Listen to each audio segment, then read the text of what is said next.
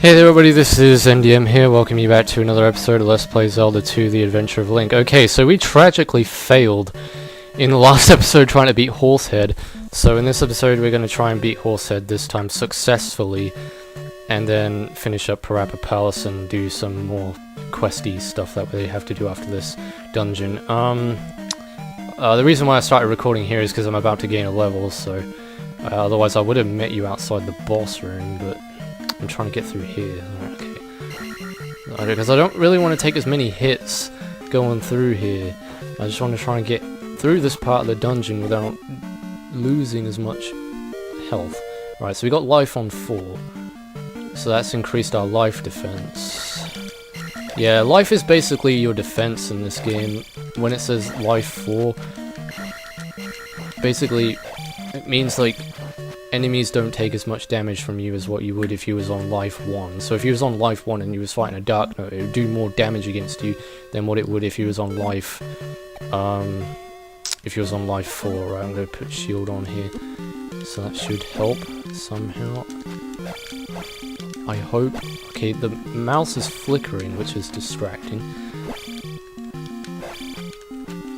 Don't know why it's doing that.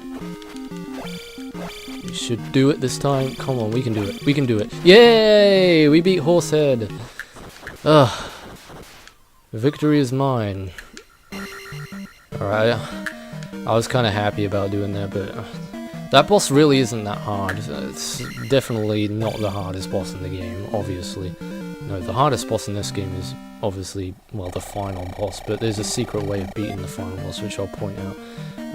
Well, I'm actually going to do it the other way, not the normal way, but the way that everyone else does it, because the final boss in this game is practically impossible to do it if you don't use the strategy that other people use, because the final boss mimics your every move. Like, there's no way that you can do an attack that's different to what he does. He's you know, Shadow Link here. I mean, if any of you played Ocarina of Time, I guess you can already imagine what I'm talking about here, or even if you played this game before, which I imagine most of you have.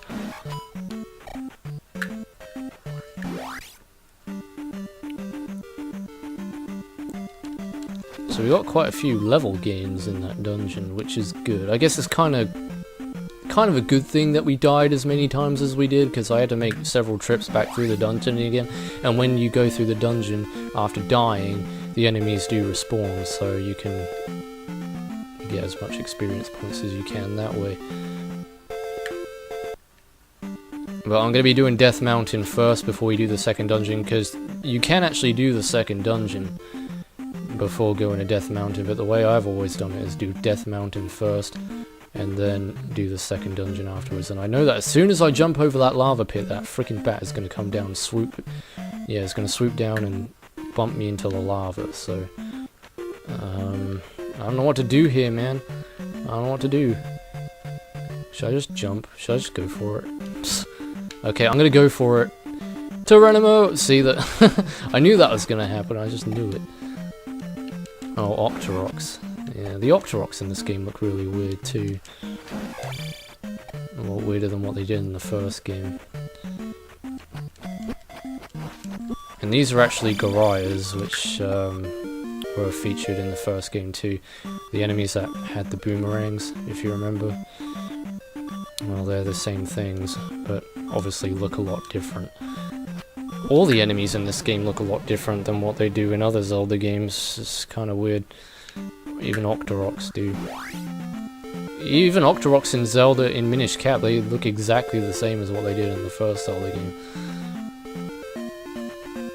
Alright, so you want to come down here, because you'll find a magic increase power-up thing that you can definitely benefit for getting. So I highly recommend you come down to this cave here to increase your magic meter.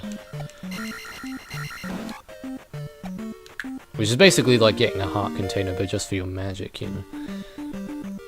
And I think that while there's obviously the same amount of magic containers as there are heart containers. So I can't remember exactly how many there are from the top of my head. I think there's about 5 in the game. 5 heart containers and 5 magic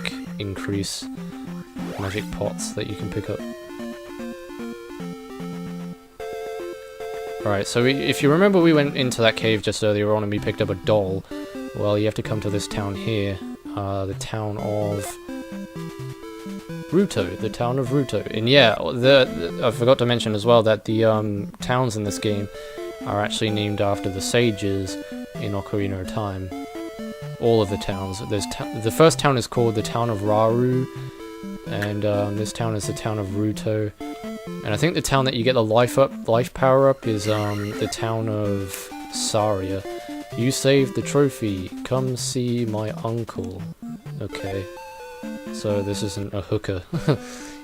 This is actually someone who's going to help us. Well, even the hookers help you because they give you your health back, but with this you can jump very high. Yay. Thank you, old man, for teaching us the jump spell. A very useful spell indeed, and it's also required to get to some later power-ups in the game as well, because you'll have to jump over rooftops to get to certain hidden rooms that will take you to someone who can give you secret power-ups.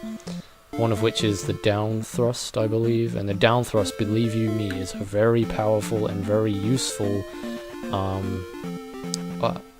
upgrade that you will find that you'll be using quite a lot in this game. There's also the up thrust too, but the up thrust is good in certain situations, but down thrust is the one that you'll be using the most.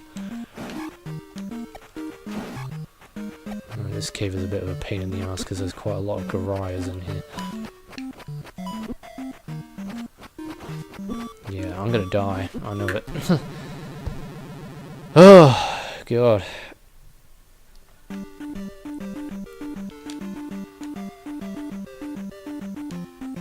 It's okay. Once we get to the later parts of the game, it'll get a lot easier, trust me.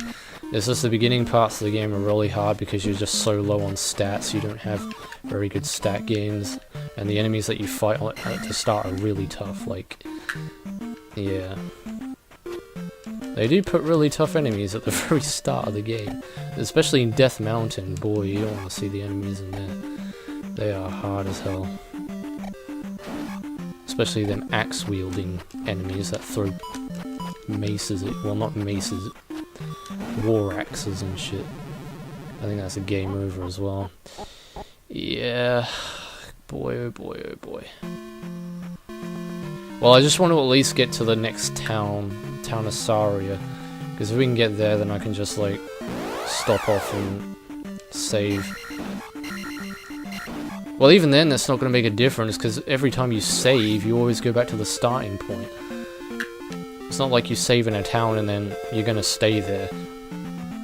Because you can't. Because the game won't allow you to do that. It's just... Yeah, Zelda 1 didn't allow you to do that either, so there's no real difference there. It's just the NES memory obviously isn't as good as later consoles, you know. Super Nintendo and whatnot. I guess it's recommended to use the shield in here, but you need magic to use the jump spell, and the jump spell consumes more magic, I think. So yeah, you gotta have your wits about you about how much magic you use, because if you use too much magic, it can be a real problem. We are going to get through this cave. By the end of this video, I tell you, we are going to get through this. It's you and me until the end, my friend.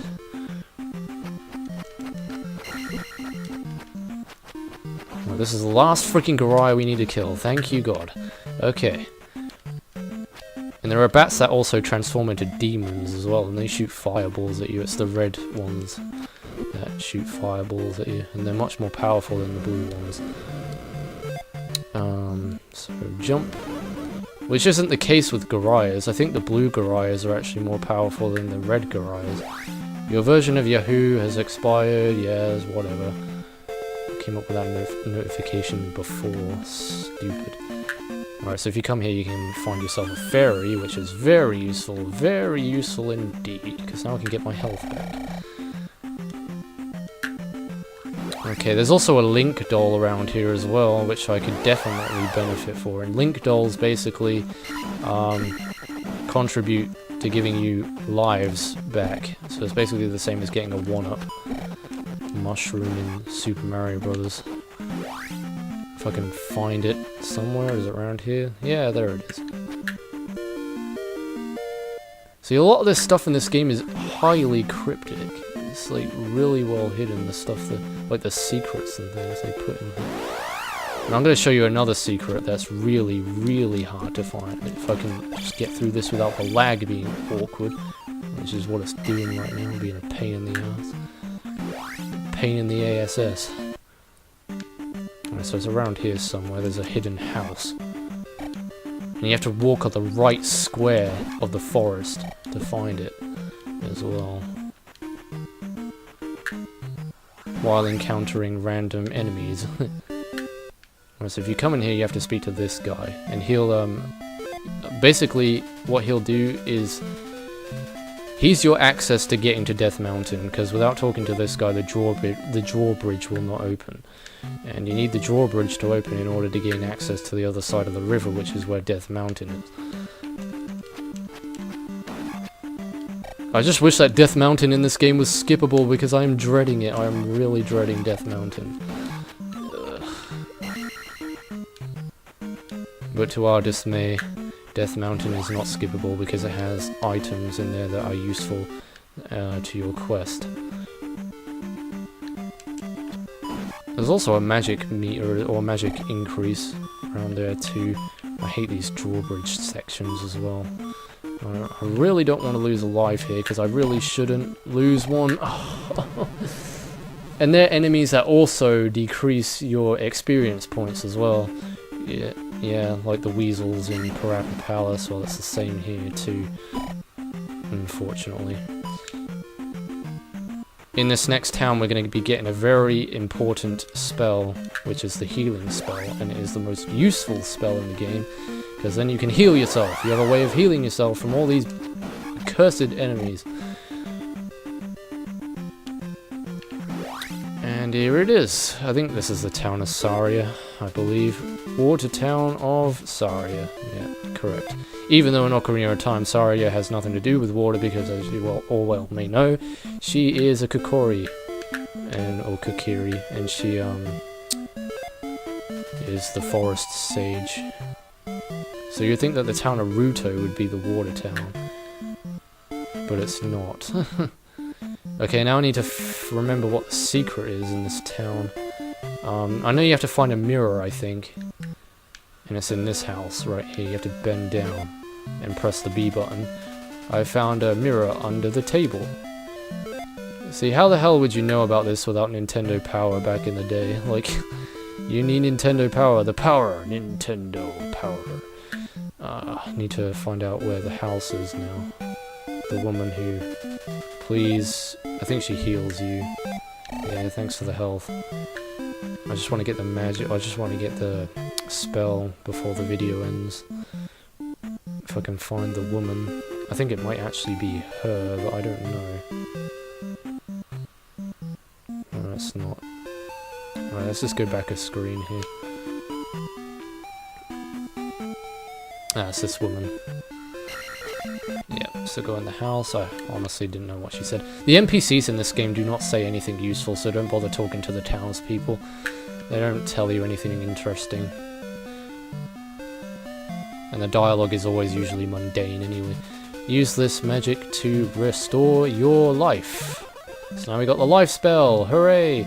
And with that I shall end off the episode. So in the next episode of Let's Play Legend of Zelda, Zelda 2 The Adventure Link, we shall be going to Death Mountain. So anyway guys, until then, this is NDM saying thanks for watching, take everybody, see you in the next video, and goodbye. Also, I shall be doing some grinding off screen before Death Mountain, so yeah. Bye bye guys!